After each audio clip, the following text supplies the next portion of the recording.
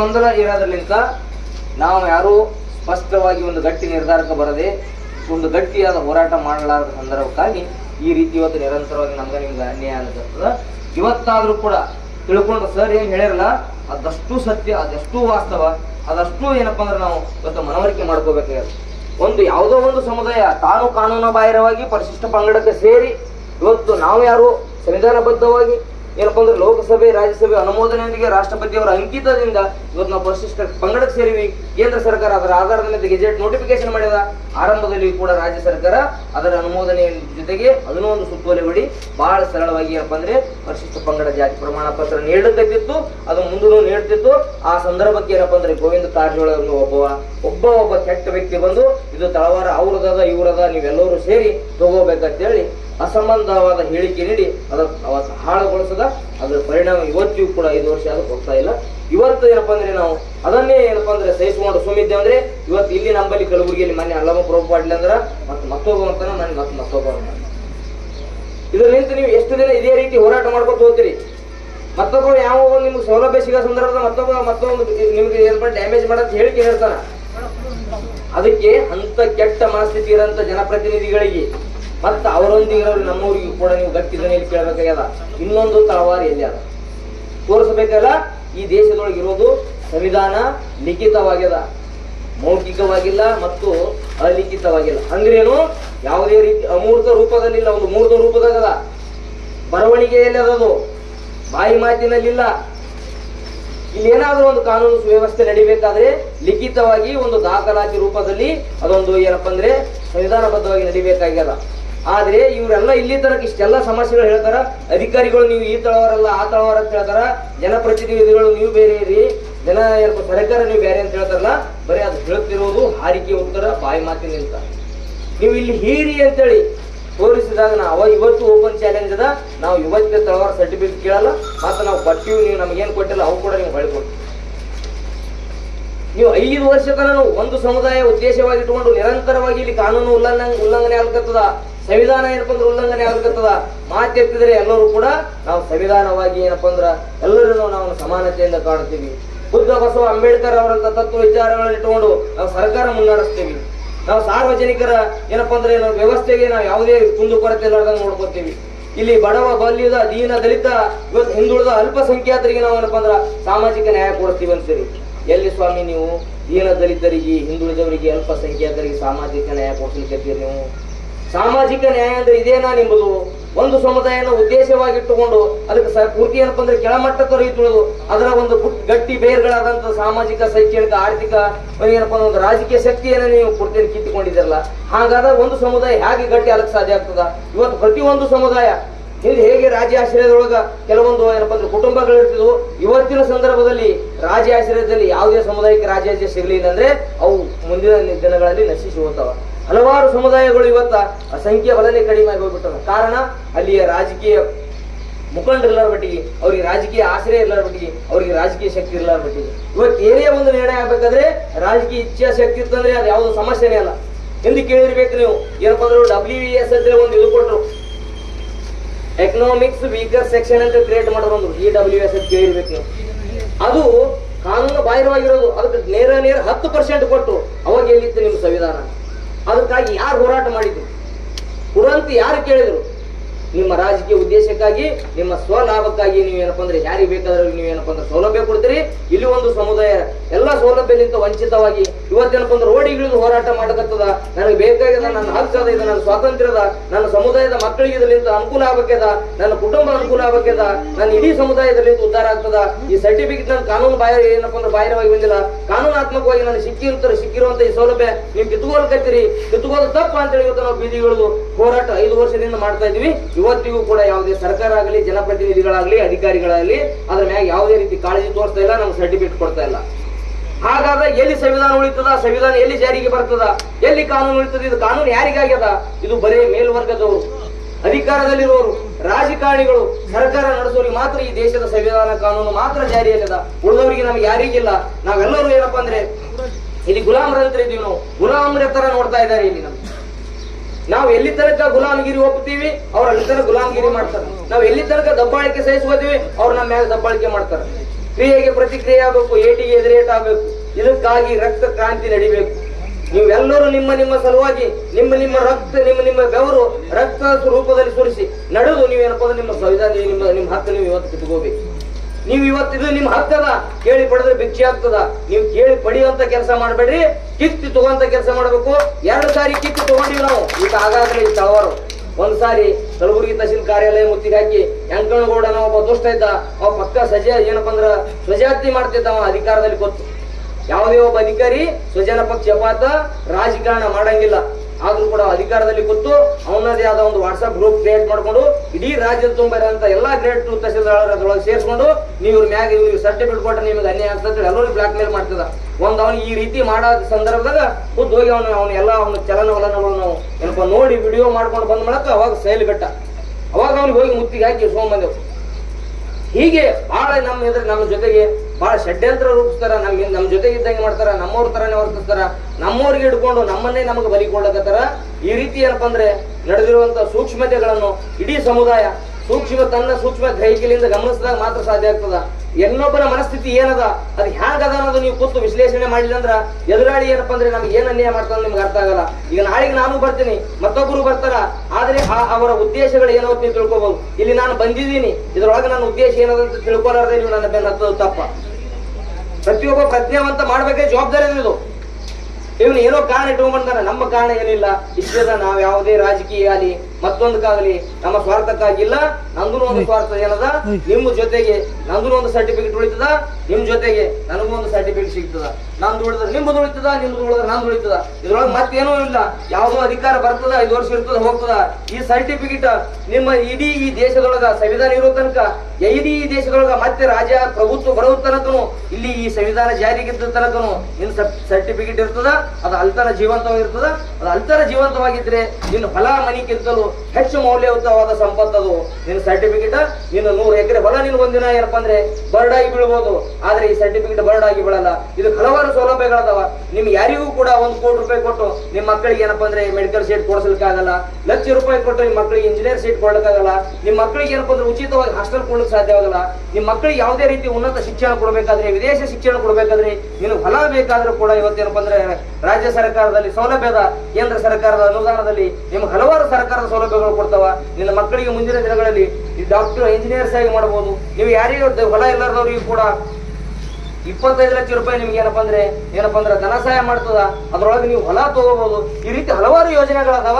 ಇದು ಒಂದು ಇದ್ದರೆ ನಿಮ್ಗೊಂದು ಆಸ್ತಿ ಇದ್ದಂಗ, ಇದು ಒಂದಿದ್ರೆ ನಿಮ್ಗೆ ಸಾಮಾಜಿಕ ಭದ್ರತೆ ಇದ್ದಂಗ, ಇದು ಒಂದಿದ್ರೆ ನಿಮ್ಗೆ ಶೈಕ್ಷಣಿಕ ಎಲ್ಲ ರೀತಿಯ ಏನಪ್ಪಾ ಅಂದ್ರೆ ಅನುಕೂಲ ನೀವು ಮೂಲಭೂತ ಸೌಕರ್ಯಗಳಿಂದ ಕೊಡ್ಲಿಕ್ಕೆ ಸಾಧ್ಯ ಆಗ್ತದ. ಇದು ನಮಗಾಗಿಲ್ಲ, ಇಡೀ ಎಲ್ಲ ಏನಪ್ಪಾ ಅಂದ್ರ ಇಡೀ ಸಮುದಾಯಕ್ಕಾಗ್ಯದ. ಇದು ಯಾರೋ ಒಬ್ಬ ವ್ಯಕ್ತಿಗೆ ಆಗಿರುವಂತದಲ್ಲ, ಪ್ರತಿಯೊಬ್ಬನಿಗೆ ಸಮುದಾಯ ಹುಟ್ಟದವನಿಗೆ ಜಾತಿ ಸರ್ಟಿಫಿಕೇಟ್ ಏಟ್ ಅವಶ್ಯಕತೆ ಅದ ಅನ್ನೋದೇನಪ್ಪ ಅಂದ್ರೆ ನೀವು ಯಾವ್ದೋ ಒಂದು ಅರ್ಜಿ ಸಲ್ಲಿಸಿದಾಗ ಗೊತ್ತಾಗ್ತದ. ನೀವೇನೋ ಒಂದು ಸಲ್ಲಿಸಿದ್ರಿ, ನೀವು ಯಾವ ಜಾತಿ ಒಳಪಡ್ತೀರಿ ಅಂತ ಸಂದರ್ಭದಾಗ ನೀವು ಕೊಡ್ಬೇಕಾದಾಗ ನೀವು ಬಹಳ ಏನಪ್ಪಾ ಅಂದ್ರೆ ಕಷ್ಟಕ್ಕೆ ಈಡಾಗಬೇಕಾಗ್ತದ. ಏನಪ್ಪಾ ಅಂದ್ರೆ ಮೊರಾರ್ಜಿ ದೇಸಾಯಿ ಅಂತ ಸ್ಕೂಲ್ನಲ್ಲಿ ನಿಮ್ಮ ಮಕ್ಕಳಿಗೆ ಉಚಿತ ಶಿಕ್ಷಣ ಸಿಗ್ತದ. ಅಲ್ಲಿ ಇವತ್ತು ಈ ವರ್ಷ ಬಹಳ ವಿದ್ಯಾರ್ಥಿಗಳು ಏನಪ್ಪಾ ಅಂದ್ರೆ ಪ್ರವೇಶಲಿಂದ ವಂಚಿತರಾಗ್ಯಾರ. ಸರ್ಟಿಫಿಕೇಟ್ ಕೊಡಾರ ಮಟ್ಟಿಗೆ ನಿಮ್ಗೆ ಕುಳ್ಳಕ್ಕೆ ಬರಲ್ಲ, ನಿಮ್ಗೆ ಕುಳ್ಳಕ್ಕೆ ಬರತ್ತೆ. ಇವತ್ತು 100 ವಿದ್ಯಾರ್ಥಿಗಳು ಇವತ್ತೇನಪ್ಪ ಅದ್ರಲಿಂದ ವಂಚನೆಗೀಡಾಗ್ಯಾರ, ಹಾಸ್ಟೆಲ್ಗಳು ಸಿಗಲಾಗ್ಯಾವ. ನಮಗೆ ನೀವು ಇನ್ನೊಂದು, ಇವರೆಲ್ಲ ಅಧಿಕಾರಿಗಳು ನಮ್ಮ ಜಾತಿ ಪರಿಶೀಲನೆ ಮಾಡೋ ಯಾವುದೇ ರೈಟ್ಸ್ ಆಗಲಿ ಕಾನೂನಲ್ಲಿ ಅವ್ರು ಇಲ್ಲ, ಆದ್ರೂ ಕೂಡ ಏನಪ್ಪಾ ಅಂದ್ರೆ ಅವ್ರು ಎಲ್ಲರೂ ಕೇಳ್ತಾರ. ಒಬ್ಬ ಟೀಚರ್ಗೆ ಏನ್ ಕೆಲಸ ಇರ್ತದ, ನಾನು ಕೊಟ್ಟ ಜಾತಿ ತಗೊಂಡು ಅವ ಏನಪ್ಪಾ ನಮ್ಮ ಮಕ್ಕಳಿಗೆ ಪ್ರವೇಶ ಕೊಟ್ಟು ಅವ ಶಾಲಿ ಕಲ್ಸದ ಮಾತ್ರ ಅವ್ನ ಕೆಲಸ. ಯಾವನೋ ಬಂದು ಏನೋ ಹೇಳ್ದ, ಯಾವನೋ ಬಂದು ಅವ್ನಿಗೆ ಅರ್ಜಿ ಕೊಟ್ಟನಂದ್ರ ಅದಕ್ಕೆ ಸಂಬಂಧಿಸಿದ ತಹಸೀಲ್ದಾರ, ಅದಕ್ಕೆ ಏನಪ್ಪಾ ಅಂದ್ರೆ ರೆವಿನ್ಯೂ ಡಿಪಾರ್ಟ್ಮೆಂಟ್ ಅದ, ಅದಕ್ಕೆ ಏನಪ್ಪಾ ಅಂದ್ರೆ ಜಿಲ್ಲಾ ಜಾತಿ ಪರಿಶೀಲನಾ ಸಮಿತಿ ಅದ. ಏನಪ್ಪಾ ಅಂದ್ರೆ ಇವ್ರೆಲ್ಲ ನೋಡ್ಕೋತಾರ.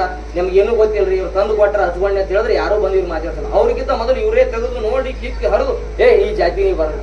ಅರೇ ಮರ ನಿನ್ಗೆ ಯಾವ ಕೊಟ್ಟವ್ದು ನಿನ್ ಕೆಲಸನೇ ಅಲ್ಲ. ನೀನು ಮೊದಲು ಮಕ್ಳು ಚಂದ ಪಾಠ ಕಲ್ಸು, ಆಮೇಲೆ ಹೇಳಕತ್ತಿದ್ದ ಒಳಗೆ ಬರ್ತಾನೋ ಹೊರಗೆ ಹೋಗ್ತಾನೋ ಆಮೇಲೆ ಗೊತ್ತಾಗ್ತದೆ. ಆದ್ರೆ ಇದು ಯಾರು ಹೋಗಿ ಒಬ್ರು ಪಾಲಕರು ಕೇಳಲ್ಲ, ಸರ್ ನಮ್ಮ ಮಗನಿಗೆ ಸರ್ಟಿಫಿಕೇಟ್ ಕೊಡಲ್ಲ ಕೊಡ್ರಿ ಹೋಗಿ. ಅವ್ರು ಸುತ್ತೋಲೆ ಕೇಳ್ತಾರ, ಗೆಜೆಟ್ ಕೇಳ್ತಾರ. ಎಷ್ಟು ದಿನ ಇದೇ ಮಾಡ್ತಿದ್ರು ಸುತ್ತೋಲೆ ಗೆಜೆಟ್ ಕೇಳೋದು.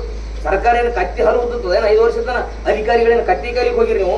ಏನೇನು ದನಗಿನ ಕೈದ ಬಂದಿಗೆ ಜಾಬ್ ಮಾಡಕತ್ತೀರಿ? ಏನು ಯಾರಿಗಾರ ರೊಕ್ಕ ಕೊಟ್ಟು ಬಂದು ನೌಕರಿ ಹಿಡ್ಕೊಂಡ್ ಬಂದಿರಿ ನೀವು?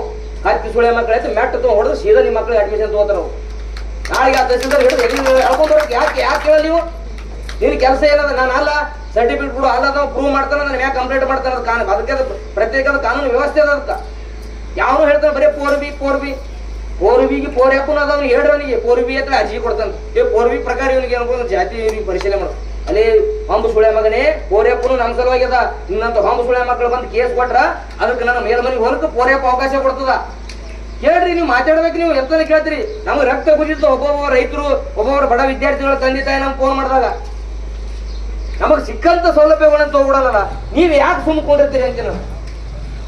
ನಿಮ್ಗೆ ಏನು ಬೇಡ, ನಮ್ಮವ್ರು ಯಾರೇ ಅದು ಆತ ಸುಮ್ಕೊಂಡ್ರೆ ಅವ್ರು ಹಂಗೆ ಮಾಡ್ತಾರ, ಅವ್ರು ಏನೋ ಲಾಭ ಅಂತ ಯಾರು ಹೇಳ್ಯಾರ? ನೀವದ್ರ ಇವಲ್ಲ ಇಡೀ ವ್ಯವಸ್ಥೆ ಹೇಳ್ತೀನಿ. ಇಡೀ ಜಿಲ್ಲಾದೊಳಗೆ ಎಲ್ಲರಿಗೂ ಸರ್ಟಿಫಿಕೇಟ್ ಅದ. ಒಬ್ಬರು ಮನೆ ಬಿಟ್ಟು ಹೊರಗೆ ಬರ್ತಾರೆ. ನೀವು ಎಸ್ ಎಮ್ ಎಸ್ ಸರ್ಟಿಫಿಕೇಟ್ ಆ ಸಮಯ ತೊಗೊಂಡು ಹೊರಗೆ ಬಂದ್ರ ಇವತ್ತು ಕಲಬುರಗಿ ಬೇರೆ ಕಡೆಗೆ ಹೋಗ್ತದ. ಇವ್ರು ಯಾರೋ ಒಂದು 4 ಮಂದಿ ಬರ್ರಿ ಏನೋ ಉದ್ದೇಶ ಇಟ್ಕೊಂಡು ಬಂದು ನಮಗೇನು ಇಂಥ 43 ಡಿಗ್ರಿ ಸೆಲ್ಸಿಯಸ್ ಬಿಸಿಲ ನಡ್ಲಿಕ್ಕೆ ನಮಗೂ ಏನು ತೆವಲು ಹೆಚ್ಚಿಗೆ ಇಲ್ಲ. ಆದ್ರೂ ಕೂಡ ಡಾಕ್ಟರ್ ಬಾಬಾ ಸಾಹೇಬ್ ಅಂಬೇಡ್ಕರ್ ಹೇಳ್ತಾನ, ಆ ಸಮುದಾಯದ ವಿದ್ಯಾರ್ಥಿ ವರ್ಗ, ವಿದ್ಯಾವಂತರು, ಬುದ್ಧಿಜೀವಿಗಳು, ಇಡೀ ಸಮುದಾಯದ ಜವಾಬ್ದಾರಿ ಅವ್ರ ಮ್ಯಾಗ ಇರ್ತದ. ಅದನ್ನ ನಿಭಾಯಿಸುವ ಜವಾಬ್ದಾರಿ ಅದ. ಅದರಿಂದ ವಿಮುಕ್ತರಾದ್ರೆ ಅವನಂತ ಭಯೋತ್ಪಾದಕನೇ ಮತ್ತೆ ಯಾರು ಇಲ್ಲ ಕೇಳ್ತಾರೆ. ಹಾಗಿದ್ದಾಗ ನಾವ್ ಯಾರೋ ಅದನ್ನು ಸ್ವಯಂ ಪ್ರೇರಿತ, ನೀವು ಯಾರು ನಮ್ಗೆ ಒಪ್ಸಿಲ್ಲ, ನೀವು ಬಂದ್ ಮಾಡಿ ಅಂತ ಹೇಳಿಲ್ಲ. ಪ್ರಾಮಾಣಿಕವಾಗಿ ಎಲ್ಲಿರ್ತಂದ್ರೆ ಹೇಳ್ತೀವಿ ನಾವು. ನೀವು ಯಾರು ನಮ್ಗೆ ಒಪ್ಸಿಲ್ಲ, ಇದ್ರ ಜವಾಬ್ದಾರಿ ನಮ್ಗೆ ಒಪ್ಸಿಲ್ಲ ಯಾರು. ಆದ್ರೂ ವಹಿಸ್ಕೋಬೇಕಾಗಿ ವಹಿಸ್ಕೊಂಡಿವಿ.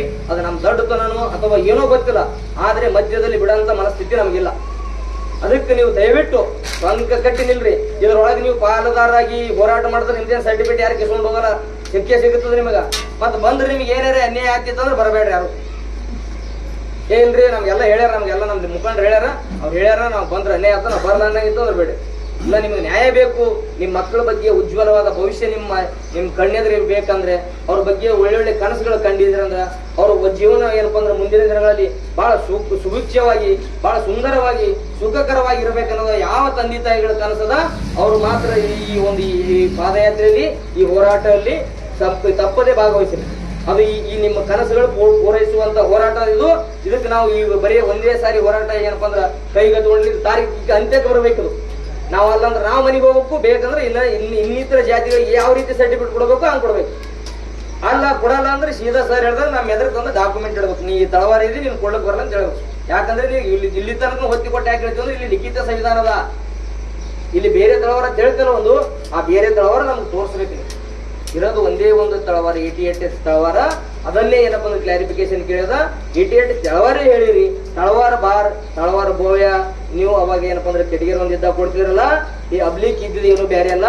ತಳವಾರ ಅಂದ್ರು ಒಂದೇ, ತಳವಾರ ಬೋಯ ಅಂದ್ರು ಒಂದೇ. ತಳವಾರ ಬೋಯ ಯಾರಪ್ಪ ಹುಟ್ಟಿದಾನೆ, ಹ್ಯಾ ಬಂದು ಸೇರ್ತು, ಯಾರು ಸೇರ್ಸರೋ ಗೊತ್ತಿಲ್ಲ. ಅದಕ್ಕೆ ಬುಡಕಟ್ಟು ಅಧ್ಯಯನ ವರದಿಲ್ಲ, ಕುಲಶಾಸ್ತ್ರ ಅಧ್ಯಯನ ವರದಿಲ್ಲ, ರಿಪೋರ್ಟ್ ಇಲ್ಲ, ಗೆಜೆಟ್ ಇಲ್ಲ.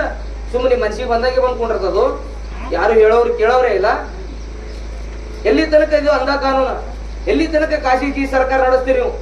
ಯಾವುದೋ ಒಂದು ಸಮುದಾಯದ ಒಬ್ಬ ಮುಖಂಡ ನಾವು ಏನ್ ಅನ್ಕೋತಾನ ಅದು ಸುತ್ತೋಲೆ ಆಗಿ ಬರ್ತದಂದ್ರ ಇಲ್ಲಿ ಸಾರ್ವಜನಿಕ ಸರ್ಕಾರ ಎಲ್ಲಿ ಅದ? ಹಾಗಿದ್ರಿ ಈ ರಾಜ್ಯದೊಳಗ ಏನಪ್ಪ ಅಂದ್ರೆ ಅಲಕ್ಷಿತ ವರ್ಗದ ಅವ್ರ ಭವಿಷ್ಯ ಏನು? ಅದೆಲ್ಲನೂ ಕೂಡ ಸಂವಿಧಾನ ಹೇಳ್ತದ. ನೀ ಸರ್ಕಾರ ನಡೆಸೋ ಅದೆಲ್ಲರೂ ಜವಾಬ್ದಾರಿ ನಿನ್ಗೆ ಹೇಳ್ತದ. ಆದ್ರೂ ನೀವು ಹೇಳ್ತೀರಿ ಬಾಯಿಲಿ ಇಲ್ಲ ಅಂದ್ರೆ ಮೇಜ್ ಕುಟ್ಟು ಹೇಳ್ತೀರಿ. ಬುದ್ಧ, ಬಸವ, ಅಂಬೇಡ್ಕರ್ ಅವರ ತತ್ವ ಆದರ್ಶಗಳನ್ನು ಇಟ್ಕೊಂಡು ಸಂವಿಧಾನದ ಆಶಯಕ್ಕೆ ಧಕ್ಕೆ ಬಾರದಂತೆ ಈ ದೇಶದ ಈ ಜನರ ನಾವೇನಪ್ಪ ಅಂದ್ರೆ ಸರ್ವೋತ್ಮುಖ ಅಭಿವೃದ್ಧಿಗಾಗಿ ನಾವು ಶ್ರಮಿಸ್ತೀವಿ ಅಂತ ಹೇಳ್ತಿರಲ್ಲ, ಇದೇನು ನೀವು ಸರ್ವೋತ್ಮುಖ ಅಭಿವೃದ್ಧಿಗಾಗಿ ಶ್ರಮಿಸುವುದು? ನಾವು ಇವತ್ತು ಡೋಲಾಯಮಾನ ಸ್ಥಿತಿಯಲ್ಲಿದ್ದೀವಿ. ನಮಗೆ ಸೌಲಭ್ಯಗಳಿಲ್ಲ, ನಮ್ಗೆ ಯಾವುದೇ ರೀತಿಯ ಮೂಲಭೂತ ಸೌಕರ್ಯಗಳಿಲ್ಲ, ನಮ್ಮ ಆರ್ಥಿಕತೆ ಸರಿಯಾಗಿಲ್ಲ, ನಮ್ಮ ಆರೋಗ್ಯ ಸರಿಯಾಗಿಲ್ಲ, ನಮಗೆ ಸಾಮಾಜಿಕ ಭದ್ರತೆ ಇಲ್ಲ. ಇದು ಯಾರು ಕೊಡಿಸೋರು? ಇದು ಸುಭಿಕ್ಷೆನ? ನಾವು ಈ ರಾಜ್ಯದ ಪ್ರಜೆಗಳಿದ್ದೀವಿ, ಈ ದೇಶದ ಪ್ರಜೆಗಳಿದ್ದೀವಿ. ಸಂವಿಧಾನ ಎಲ್ಲರಿಗೆ ಸಮಾನ ಹಕ್ಕು ಕೊಟ್ಟದ ಈ ದೇಶದ ರಾಜ್ಯದ ಪ್ರಜೆಗಳಿಗೆ. ಆ ಹಕ್ಕು ಸಂವಿಧಾನ, ಆ ಕಾನೂನು ನಮ್ಗೆ ಹಾಕಿಲ್ಲ. ಇದು ಯಾರು ಕೇಳಬೇಕಿದು? ಆಡಳಿತದಲ್ಲಿರುವ ಸರ್ಕಾರ ಕೇಳಬೇಕು, ವಿರೋಧ ಪಕ್ಷದವ್ರು ಕೇಳಬೇಕು, ಬಿಟ್ಟರೆ ಸಮುದಾಯದ ಮುಖಂಡರು ಕೇಳಬೇಕು. ಈ ವಿಷಯದೊಳಗೆ ನಮ್ಮ ಯಾವುದನ್ನು ಕೇಳ್ತಾ ಇಲ್ಲ. ಇವತ್ತ ವಿರೋಧ ಪಕ್ಷದಲ್ಲಿರುವಂತ ಬಿಜೆಪಿ ಸರ್ಕಾರದಾಗ ನಮ್ಗೆ ಎಷ್ಟು ಸಿಕ್ಕಿರೋದು ದುರಂತಕ್ಕೆ ಅವರು ಕೂಡ ಮಾತಾಡ್ತಾ ಇಲ್ಲ. ನಾನು ಎಲ್ಲಿಯಾದ್ರೂ ಹೇಳ್ತೀನಿ, ಒಂದು ಯಾವುದೋ ಊರಲ್ಲಿ ಎಲ್ಲೋ ಒಂದು ಸಣ್ಣ ಪುಟ್ಟ ಕೆಲಸ ನಡೀಲಿ, ಒಂದು ಸಮುದಾಯ ಭವನ ಇರಲಿ, ಒಂದು ಸಿಸಿ ರೋಡ್ ಇರಲಿ, ಒಂದು ಇವತ್ತು ಡಾಂಬರೀಕರಣ ರೋಡ್ ಇರಲಿ, ಅದಕ್ಕೆ ಹಲವಾರು ಮಂದಿ ಏನಪ್ಪಾ ಅಂದ್ರೆ ಪಕ್ಷದವರು ಕಿತ್ತಾಡ್ತಾರೆ. ಶಾಸಕರು ಇದು ನನ್ನ ಅನುದಾನದಾಗ್ಯದ, ಇದು ನನ್ನ ಅನುದಾನದಾಗ್ಯದ, ನಾವು ಉದ್ಘಾಟನೆ ಮಾಡ್ತೀವಿ ಅಲ್ಲ. ಇದು ಅದಕ್ಕಿಂತ ದೊಡ್ಡದ ಒಂದು ಸಮುದಾಯಕ್ಕೆ ಏನಪ್ಪಾ ಅಂದ್ರೆ ಒಂದು ದೊಡ್ಡ ಸಾಮಾಜಿಕ ನ್ಯಾಯ ಒದಗಿಸಿಕೊಟ್ರಿ. ಎಷ್ಟೇನದ ಸಾಣದಲ್ಲ. ಈ ಭಾಗದಾಗ ಪ್ರಬಲವಾಗಿ ಇದ್ದೀವಿ ನಾವು, ನಿಮ್ಗೆ ವೋಟ್ ಬ್ಯಾಂಕ್ ಇದ್ದೀವಿ ನಾವು. ಆದ್ರೂ ಕೂಡ ನಮ್ಮ ಮ್ಯಾಗ ನಿಮ್ಗೆ ಲಾಭ ತಗೋಲಕ್ ಮನಸ್ಸಿಲ್ಲ ಅಂದ್ರೆ ಕಾರಣ ಏನು?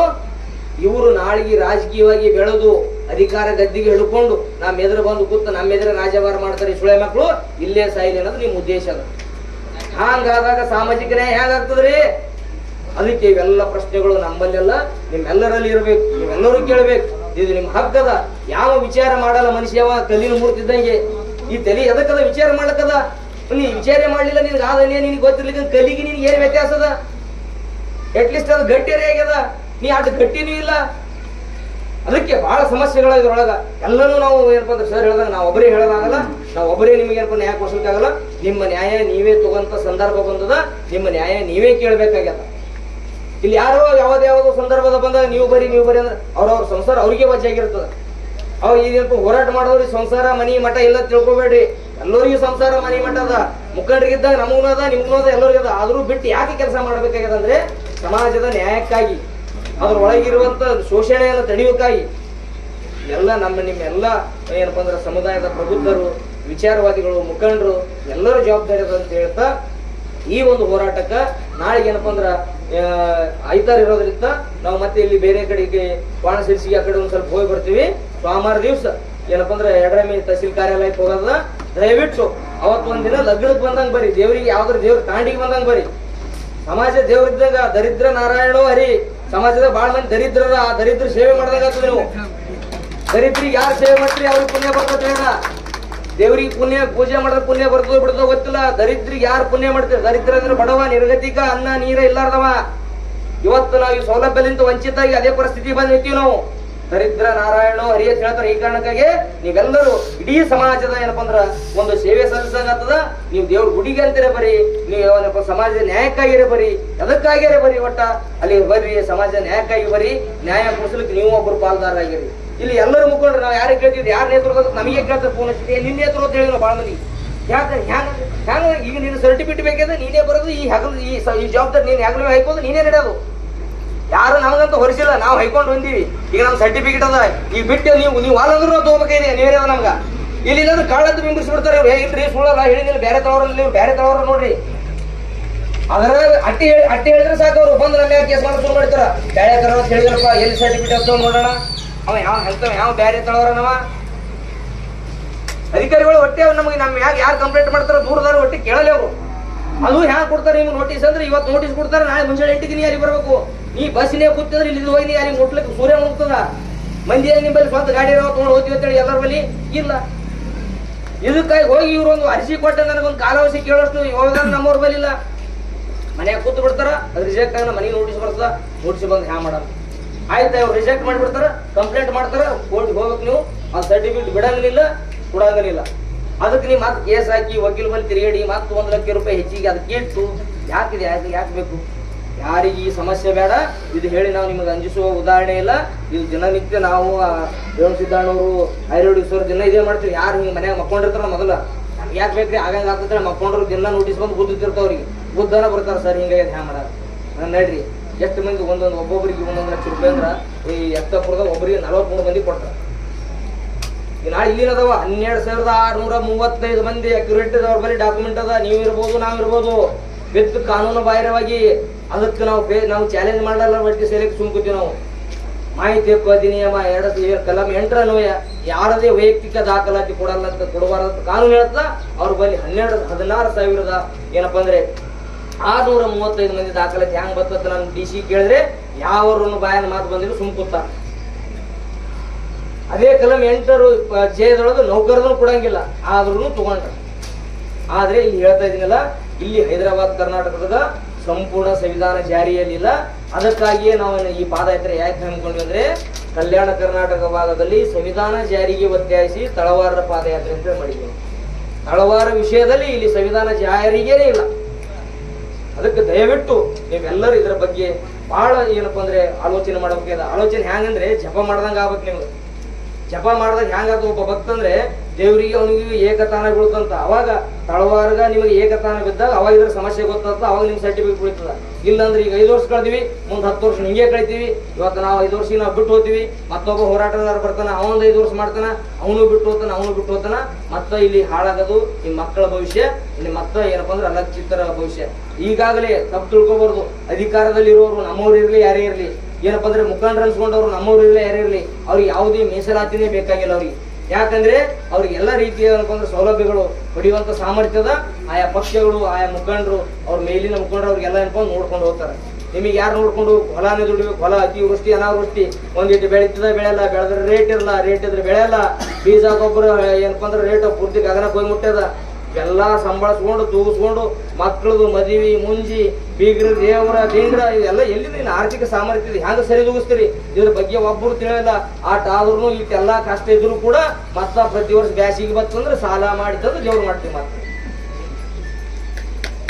ಇವೆಲ್ಲಾನು ಇಟ್ಕೊಂಡಿವಿ, ಆದ್ರೂ ಬಿಡಲಿಕ್ಕೆ ಬರಲ್ಲ. ಯಾಕಂದ್ರೆ ಈ ದೇಶದ ಸಾಮಾಜಿಕ ಮತ್ತು ಧಾರ್ಮಿಕ ಏನು ವಿಷಯಗಳಲ್ಲ ನಮ್ಮೊಳಗ ಹಾಸು ಹೊಕ್ಕಾಗ್ಯಾವ. ಅವು ಬಿಟ್ಟು ಇರ್ಲಾರ್ದಂಗಿವಿ. ಇಷ್ಟೆಲ್ಲ ಹೇಳ್ತೀವಿ ಅಂದ್ರೂ ಕೂಡ ಮತ್ತೆ ಇವು ನಮ್ಮ ಮನೆಯಾಗೂ ನಡೀತಾವೆ. ಯಾಕಂದ್ರೆ ನಡೆಯಲ್ಲ, ನಾ ಬೇಡ ಅಂದ್ರೆ ಮತ್ತೊಬ್ರು ಇನ್ನೊಬ್ಬ ಸದಸ್ಯ ತಿಳ್ಕೊಳಕ್ ತಯಾರಿಲ್ಲ. ಹಿಂಗಿರೋ ಕಾರಣಕ್ಕಾಗಿ ನಾವೆಲ್ಲರೂ ಏನಪ್ಪಾ ಅಂದ್ರೆ ಇವೆಲ್ಲನೂ ಅಳೆದು ತೂಗಿ ಎಲ್ಲ ಲೆಕ್ಕಾಚಾರ ಹಾಕಿ ಎಲ್ಲ ವ್ಯವಸ್ಥೆಗೆ ನಾವೇನಪ್ಪ ಅಂದ್ರೆ ಒಂದೇನಪ್ಪ ಚೌಕಟ್ಟು ಮಾಡಿ ನನ್ನ ಮಕ್ಕಳು ಇವತ್ತು ಬೇರೆ ಕಡೆಗೆ ಒಂದು ಕಾನ್ಸೆಪ್ಟ್ ಒಂದು ವಿದೇಶದಲ್ಲಿ ಇಲ್ಲಿ ನಂಬಲಿನದ ಮುಂದುವರೆದವ್ರು ಮಾಡ್ತಾರ. ಅವ ಲಗ್ನ ಆಲಾರ್ದಾಗೆ ಅವ ಮುಂದೆ ಹುಟ್ಟುವ ಮಗನ ಫ್ಯೂಚರ್ ಬರಬಿಡ್ತಾರ. ಅವ ಮಗ ಮೇಜರ್ ಆದಾಗ ತಂದಿ ಬಿಡ್ತಾನೆ, ಇವ್ನಿಗೆ ಈ ಸ್ಟೋರ್ಸ್ನಾಗ ಇಟ್ಟು ಮಾಡ್ಬೇಕು, ಇವ್ನಿಗೆ ಈ ಅಧಿಕಾರಿ ಮಾಡ್ಬೇಕು, ಇವ್ನಿಗೆ ಇಲ್ಲಿ ತಂದು ಬಿಡ್ಬೇಕು, ಇವ್ನಿಗೆ ಮದುವೆ ಆದ ಮಾಡಕ ಇಷ್ಟೇ ಮಕ್ಕಳಿಗೆ ನೋಡಿಬೇಕು, ಮತ್ತೆ ಅವನಿಗೆ ಇದು ಓದಿಸ್ಬೇಕು, ಅವ ಮತ್ತೆ ಈ ಅಧಿಕಾರಿ ಆಗ್ಬೇಕು. ಅಲ್ಲ ಈ ರೀತಿ ಅವ ಬಿಸಿನೆಸ್ ಮ್ಯಾನ್ ಆಗ್ಬೇಕಂತೇಳಿ ಹುಟ್ಟಿಲಾರ್ದ ಮಗುವಿನ ಬಗ್ಗೆ ಇವತ್ತು ಏನಪ್ಪಾ ಅಂದ್ರೆ ಮುಂದುವರೆದ ಸಮುದಾಯಗಳು ಪರಿಕಲ್ಪನೆ ಕಟ್ಟಿ ಇವತ್ತು ಏನಪ್ಪಾ ಅಂದ್ರೆ ಅವ್ರ ಭವಿಷ್ಯ ರೂಪಿಸುವಂತ ಕೆಲಸ ನಡೆದ್ರ ನಮ್ಮ ಬರೀ ಹುಟ್ಟಿರುವಂತವ್ರು ನಮ್ಮ ಮನೆಗಿರುವಂತ ಮಕ್ಕಳ ಬಗ್ಗೆ ನಮಗೆ ಚಿಂತಿಲ್ಲ. ಅವ್ರ ಬಳಿ ಆರ್ಥಿಕತೆ ಅದ, ಅದನ್ನ ಫ್ಯೂಚರ್ ಆಗ್ತಾರ. ನಿಮ್ಗೆ ಆರ್ಥಿಕತೆ ಇಲ್ಲ, ನಿಮ್ಮ ಸರ್ಟಿಫಿಕೇಟ್ ಇವತ್ತು ಸರ್ಕಾರದ ಹೇಳ್ತಿತ್ತಲ್ಲ, ಸರ್ಕಾರ ವ್ಯವಸ್ಥೆ ಸೌಲಭ್ಯ ಪಡಿಲಾರ್ದವ ನೀ ಎಟ್ಟೇರ ಹೊಲ ಇಟ್ಕೋ, ನೀ ಯಾರ ಬಲ್ಲಿ ಕತ್ತಿ ದುಡ್ದ ನೋಡಿ ಅದು ಏನೋ ಬರ್ಲಕ್ಕಾಗಲ್ಲ, ಸಿಗಲ್ಲ ಅಂತ ಹೇಳ್ತಾ ಈ ಇಷ್ಟು ತನಕ ಬಹಳ ಏನಪ್ಪಾ ಅಂದ್ರೆ ಮಂತ್ರಮುಗ್ಧರಾಗಿ ಬಹಳ ಸಮಾಧಾನದಿಂದ ಎರಡು ಮಾತುಗಳು ಕೇಳಿರಿ. ನಿಮ್ಮೆಲ್ಲರಿಗೂ ವಂದಿಸಿ ಮತ್ತೆ ನಾಳೆ ನಡೆಯುವ ಎಡರಾಮಿ ಹೋರಾಟಕ್ಕೆ ಅತಿ ಹೆಚ್ಚಿನ ಸಂಖ್ಯೆಯಲ್ಲಿ ಬರ್ಬೇಕಂತ ಹೇಳಿ ನನ್ನ ಮಾತು ಮುಗಿಸ್ತೀನಿ. ಎಲ್ಲರಿಗೂ ಧನ್ಯವಾದಗಳು.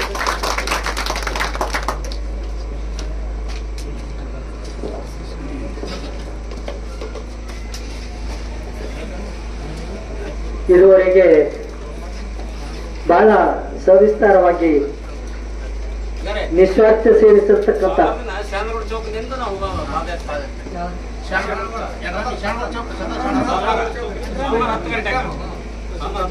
ಈ ಒಂದು ನಿಸ್ವಾರ್ಥ ಸೇವೆಯಿಂದ ಈ ಸಮಾಜದ ಭವಿಷ್ಯವನ್ನು ಉಜ್ವಲ ಮಾಡುವ ಉದ್ದೇಶದಿಂದ ಯಾವುದೇ ಸ್ವಾರ್ಥತೆ ಇರದೆ ಈ ಒಂದು ದೊಡ್ಡ ಒಂದು ಪಾದಯಾತ್ರೆಯನ್ನು ಹಾಕಿಕೊಂಡು ಈ ಒಂದು ಸಮಾಜದ ಏಳಿಗೆಗೋಸ್ಕರ ಶ್ರಮಿಸುತ್ತಿರುವ ಈ ಎಲ್ಲ ನಾಯಕರಿಗೆ ನಮ್ಮ ಕಡ್ಕೊಳ ಗ್ರಾಮದ ಯುವಕರು ಶಾಲೆ ಓದಿಸಿ ಸನ್ಮಾನ ಮಾಡಬೇಕು. ಪ್ರಥಮವಾಗಿ ಕಮಲ್ ಮರಿಯಣ್ಣ ಅವರಿಗೆ ಬರೀ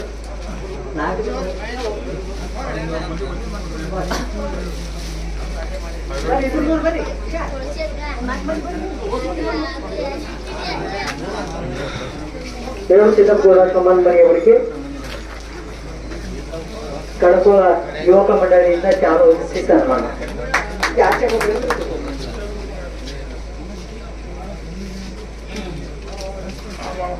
ಅದೇ ರೀತಿಯಾಗಿ ಡಾಕ್ಟರ್ ಸರ್ದಾರ್ ರಾಯಪ್ಪ ಅವರಿಗೆ ಕೂಡ ಶಾಲೆ ಓದಿಸಿ ಸನ್ಮಾನ.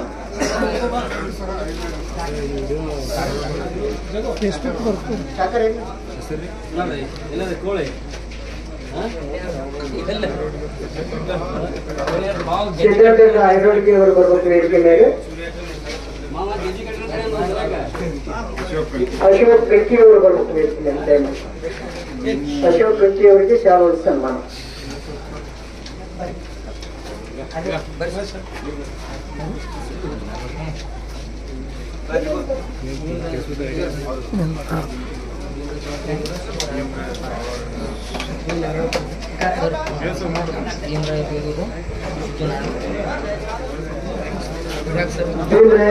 ಬೇಲೂರು ಯುವಕರ ವೇದಿಕೆ ಬಂದರು. ಶಿವೂರು ನಾಯಕ ಇವರಿಗೆ ಬಂದು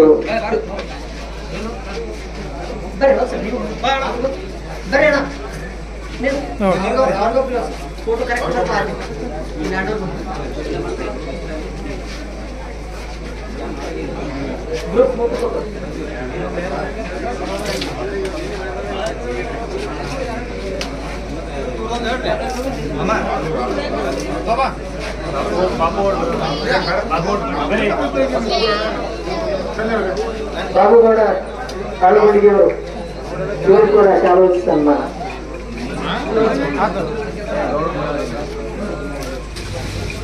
ಸಿದ್ದು ನಾಟಿಕರ್ ಮಾಜಿ ಗ್ರಾಮ ಪಂಚಾಯತಿ ಅಧ್ಯಕ್ಷರು ಆಳೂರು ಇವರು ಕೂಡ ವೇದಿಕೆ ನೀಡಬೇಕು.